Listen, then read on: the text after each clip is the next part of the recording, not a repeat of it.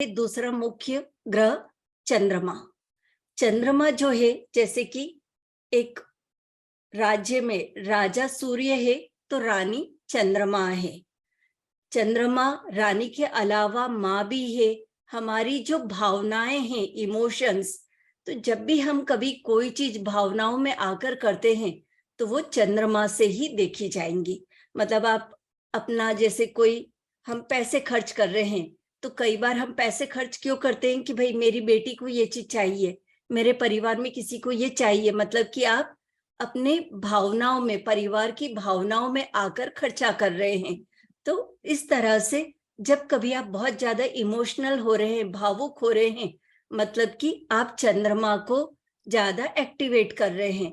अब ये डिपेंड करेगा कि आप ये चंद्रमा को अच्छे रूप में एक्टिवेट कर रहे हैं या बुरे रूप में। क्योंकि कई बार हम परिवार के लिए अच्छा करने के चक्कर में कभी कभी हम, जैसे कहते हैं ना कि बच्चों को बिगाड़ना, अगर आप जरूरत से ज्यादा उनकी बातें सुनेंगे तो आप बिगाड़ेंगे। तो वो हुआ चंद्रमा का नकारात्मक प्रभाव। या चंद्रमा जब राहु के प्रभाव में होता है तब ऐसे में क्या होता है कि हमारी भावनाएं इतनी ज्यादा होती है कि जरा सा कोई कुछ कहता है और हमको ये लगता है कि इसने हमारे साथ ऐसा कर दिया, बुरा व्यवहार कर लिया।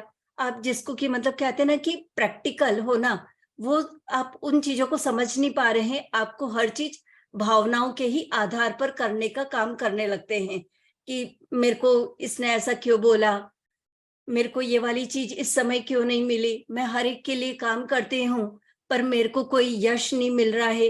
तो ये चीजें जो बन रही हैं इस तरह से, तो इसमें कुछ चीजें अच्छी बनती है, कुछ चीजें खराब बनती है।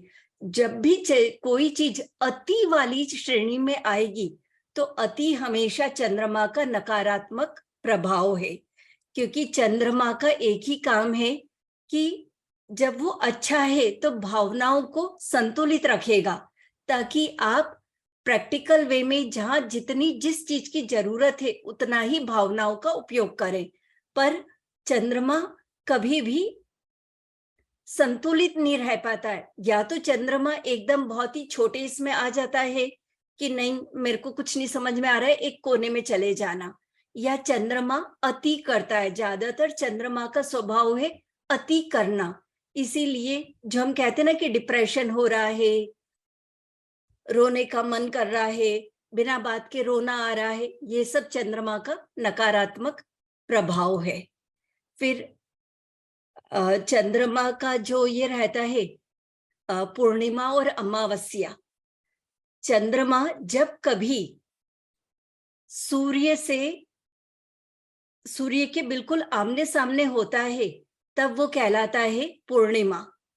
तो 6 जनवरी को पूर्णिमा है तो उस समय चंद्रमा और सूर्य आमने सामने होते हैं, तो यह चंद्रमा फिर भी ठीक है। बट जब अमावस्या आती है उस समय चंद्रमा सूर्य के पीछे से निकलता है, और इसी कारण से कृष्ण पक्ष अमावस्या को नकारात्मक प्रभाव वाला कहा जाता है। क्योंकि चंद्रमा अमावस्या पर सूर्य के पीछे होने के कारण सीधे तरीके से काम न कर कर उल्टे तरीके से काम करने की कोशिशें करता है।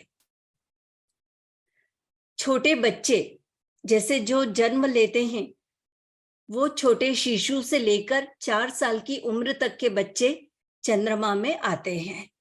हमारे शरीर में जो 80% जल है वो भी चंद्रमा है, और उसी के कारण हम इतने भावनात्मक होते हैं।